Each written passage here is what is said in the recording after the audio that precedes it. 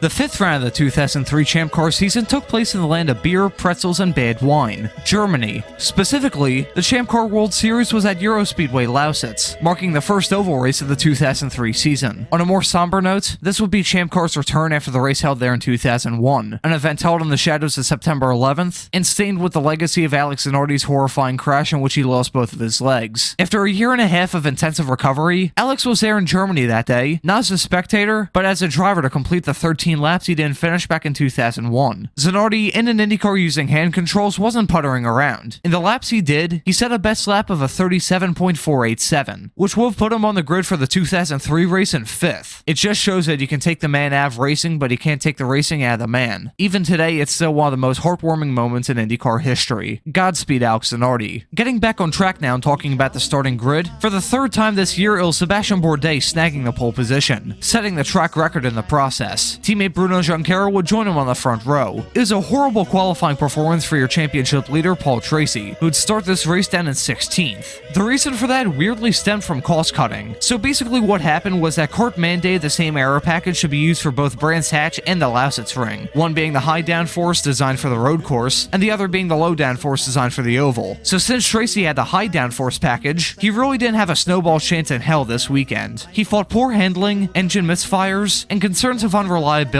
all weekend. Tracy would have a tough race ahead of him, and so would Adrian Fernandez, who would round off your field in 19th. A special shout out goes to Patrick Lemarié, who qualified for this race in a fairly impressive P10. One big talking point for this race would be the pits, with a pit stop mandate every 27 laps, along with a 2-stage pit limiter. That would be something that we have to keep an eye on. Not to spoil anything coming up this series, but take in the fresh air of there being no driver swaps to speak of. This will be the last race like it until the Cleveland video on November the 8th. With a pre-race jibber jabber out of the way, we can get into the race proper. The green flag would fly, and it was Bruno Junqueira pouncing on teammate Bourdais to take the lead on lap 1. More drivers shuffled around farther behind, and it was Paul Tracy actually making big gains very early on, breaking into the top 10 less than 3 laps in. But the big story as the race developed was a clashing of teammates, as Bourdais and Junqueira continued to battle for the lead, with Bourdais winning out. This was bad news for Junqueira, who then fell into the crutches of Michel Jourdain Jr. But then as the CBS coverage went to commercial, Junqueira would get back past his teammate. This great battling would have continued if it wasn't for the first yellow of the race coming out on lap 24 for debris. Only 2 laps later, the field flooded down pit road with Junqueira at the front. With a slight setup change for Bourdais, the Newman-Haas cars would maintain their dominance. Meanwhile, farther behind, Patrick Lemarié would be the victim of a crash on pit road. No help from Michel Jourdain Jr.'s pit exit forced Rodolfo Levin into Lemarié, who then slammed into the wall. It was an unfortunate accident for Lemarié, who's having his best Champ Car weekend until then. After CBS just barely cut to the restart as Calvin Fish talked about tires, it was Junqueira in the lead and Sebastian Bourdais falling back. One driver that was in the lead pack was Mario Dominguez, who would take the lead during a commercial break. A commercial break which lasted 12 laps, might I add. At first, when I looked up from my TV and saw lap 50, I was royally confused how we had gone from lap 32 to lap 50 in about 4 minutes. Now I know. Then Sebastian Bourdais got a big turn of pace, and as soon as Bourdais caught up to the lead, the fight started heating up quite nicely. Bourdais was feeling really racy, and was trying to find any way to get past Dominguez, even trying some lawn mowing. Then a few laps later, the second round of pit stops came, which was fairly uneventful. Besides a 15-second penalty that Michel Jourdain Jr. had to serve for the previous round of pit stops, and Alex Tagliani retiring from the race thanks to mechanical issues, this round of pit stops was clean with Dominguez, Bourdais, and Junqueira staying in the top 3 spots not only out of the pits, but past lap 70 as well. The battle was getting hotter and hotter, and continued to heat up as they went through lap traffic.